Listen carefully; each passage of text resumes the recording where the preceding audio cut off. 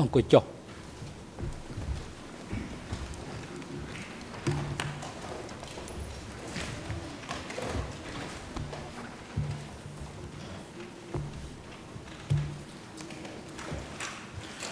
អង្គជំនុំជម្រះប្រកាសបន្តកិច្ចដំណើរការនីតិវិធីសកម្មភាពនៅក្នុងថ្ងៃនេះដំណើរការសកម្មភាពរបស់អង្គជំរះនឹងធ្វើសកម្មភាពចំនួន2ដោយឡែកពីគ្នាទី1គឺសកម្មភាពស្ដាប់នៅសេចក្តីសន្និដ្ឋានរបស់ភាគីពាក់ព័ន្ធនឹងដំណើរការសកម្មភាពពិភាក្សាដេញដោលលើរបាយការណ៍របស់អ្នកជំនាញទីចនខំបែលដែលអង្គជំរះបានធ្វើសកម្មភាពកាលពីថ្ងៃទី8ខែវិច្ឆិកាឆ្នាំ2012កន្លងទៅលើបញ្ហាសុខភាពក្នុងការចូលរួមសកម្មភាពរបស់លោកអៀងសេរីដែលនៅព្រឹកនេះអង្គជំរះនឹងផ្ដល់ឱកាសឲ្យភាគីដែលពាក់ព័ន្ធឡើងធ្វើដោយសន្និដ្ឋានបញ្ចប់នៅកិច្ចដំណើរការសកម្មភាពនោះហើយបន្តមកអង្គជំរះនឹងបន្តសកម្មភាពលើអង្គសេចក្តីសំណុំរឿង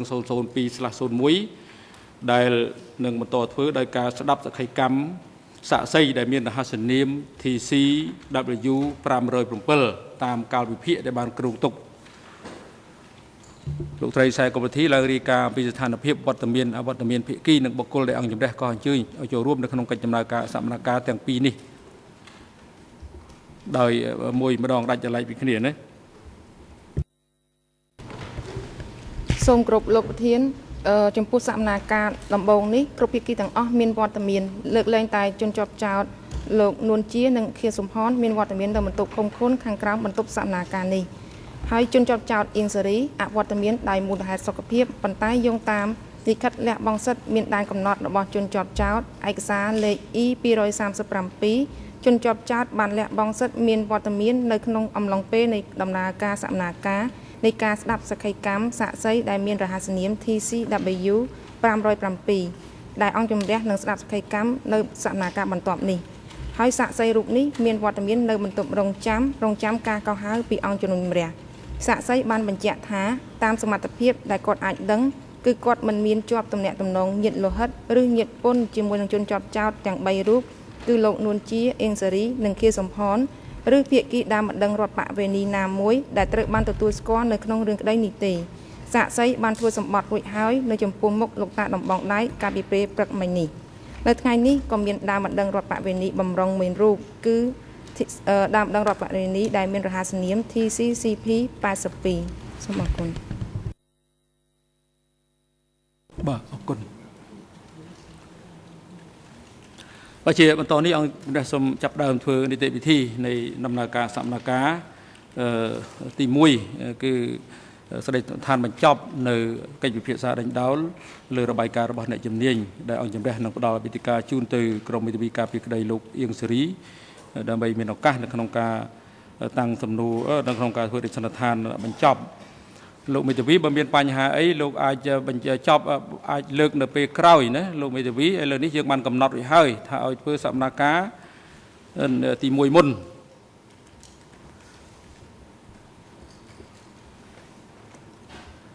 លោកមេធាវីអន្តរជាតិការពីក្តីនួនជាអង្គុយចុះឥឡូវនេះអង្គជំរះសម្រាប់ថាធ្វើសកម្មភាពស្ដាប់ដីឋានឋានរបស់ភាគីដែលពាក់ព័ន្ធទៅនឹងកិច្ចដំណើរការសកម្មភាពស្ដាប់របាយការណ៍របស់អ្នកជំនាញជាមុនសិនដើម្បីឲ្យបញ្ចប់នៅកិច្ចពិភាក្សាសកម្មភាពទី1បើលោកមានបញ្ហាអីចាំដល់ពេលក្រោយពេលចប់លោកអាចលើកបានចំពោះបញ្ហាដែលពាក់ព័ន្ធទៅនឹងកិច្ចដំណើរការសកម្មភាពលើអង្គសក្តី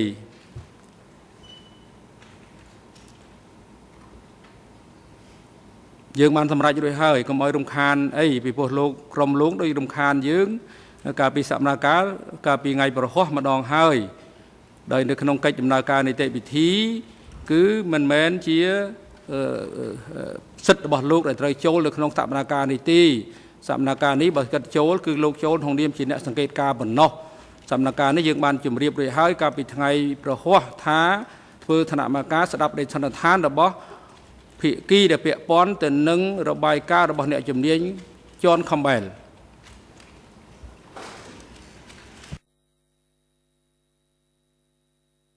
សូមអញ្ជើញលោកមេធាវីអន្តរមេធាវីការពារក្តីលោកអៀងសេរី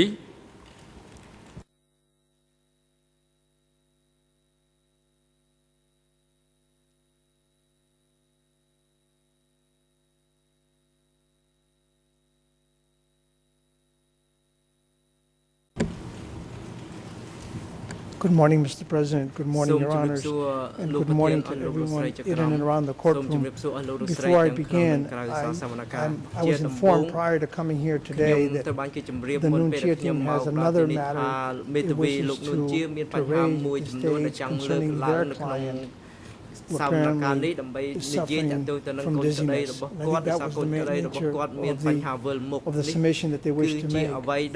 So with that in mind, perhaps អង្គជំរះបានសម្រេចរួចហើយបញ្ហាមានអីគឺក្រោយពេលចប់សកម្មភាពទី1អង្គជំរះនឹងផ្ដល់ឱកាសឲ្យភាគីពាក់ព័ន្ធដទៃទៀតលើកឡើងនៅបញ្ហាទាំងឡាយដែលពាក់ព័ន្ធទៅនឹងសកម្មភាពបន្ទាប់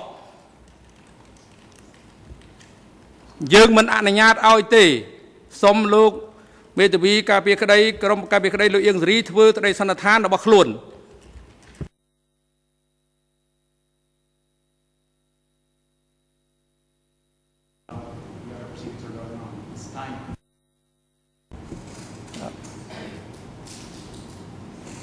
Thank you, Mr. President.